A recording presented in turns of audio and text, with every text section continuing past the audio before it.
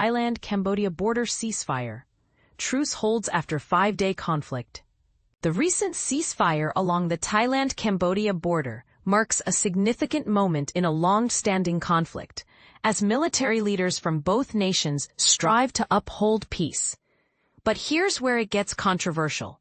While Thailand accuses Cambodia of breaching the ceasefire, Cambodia firmly denies these allegations, claiming compliance with the agreement. In the wake of 5 days of intense fighting, which tragically resulted in the deaths of at least 43 individuals, many of whom were civilians, and displaced over 300,000 people, both countries are now attempting to restore calm. The ceasefire was officially announced during a meeting in Malaysia on Monday, following the deadliest clashes seen in over a decade. On July 29, 2025, reports indicated that the border areas were relatively quiet, as Thailand's acting Prime Minister, Phumtham Wechayachai, addressed the media in Bangkok.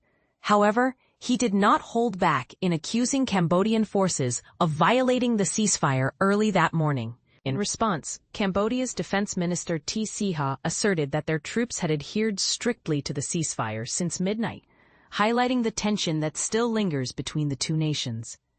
Despite these initial tensions, military commanders from both sides convened to discuss strategies for maintaining the ceasefire. They agreed to halt troop movements and facilitate the return of both the wounded and deceased, as stated by Thai Army spokesman Major General Winthai Suvari. To further ensure cooperation, each side will form a coordinating team of 4 members tasked with addressing any arising issues. In a show of goodwill, Cambodia's former Prime Minister Hun Sen took to Facebook to express gratitude towards the military forces of both nations for their commitment to the ceasefire agreement. Looking ahead, further discussions are planned at a meeting of the General Border Committee, which is responsible for overseeing border security, ceasefires, and troop deployments. This meeting is set to take place on August 4th in Cambodia and will involve defense ministers and senior military officials from both countries. In a notable development, the Thai Army reported the detention of 18 Cambodian soldiers who had surrendered, although a spokesperson from Cambodia's defense ministry did not immediately comment on this situation. Both military forces have agreed to refrain from deploying additional troops along their disputed border, as emphasized by Lim Menghor, the Director General of the Commission on Foreign Affairs and International Cooperation of Cambodia's National Assembly. He also stressed the importance of having international observers to monitor the ceasefire effectively. In a related diplomatic effort, Malaysia's Defense Chief General Mohd Nizam Jafar led a delegation to both Thailand and Cambodia to support the peace process. Meanwhile, a spokesperson for the Chinese military indicated that Beijing would maintain close communication with both nations to help solidify the ceasefire agreement. The historical context of the Thailand-Cambodia border dispute is crucial to understanding the current situation. For decades, these two countries have been embroiled in conflicts over their shared frontier, which escalated following the death of a Cambodian soldier in a skirmish in late May. This incident triggered a military buildup on both sides and led to a full-blown diplomatic crisis. The recent peace talks were significantly influenced by the efforts of Malaysian Premier Anwar Ibrahim and U.S. President Donald Trump, who warned that trade negotiations would stall if hostilities continued. Both Thailand and Cambodia are facing a hefty 36% tariff on their exports to the U.S., their largest market, unless they can negotiate a reduction. Following the ceasefire agreement, Trump announced that he had spoken with both leaders and instructed his trade team to resume tariff discussions. Thailand's finance minister, Pichai Chunavajira, indicated that they expect to finalize trade talks with the U.S. before August 1st. The initial economic damage from the border conflict has been estimated at over 10 billion baht, approximately $300 million. In response, the Thai government is preparing a budget of at least 25 billion baht to alleviate the economic fallout, which includes measures such as soft loans, loan repayment deferrals, and tax breaks.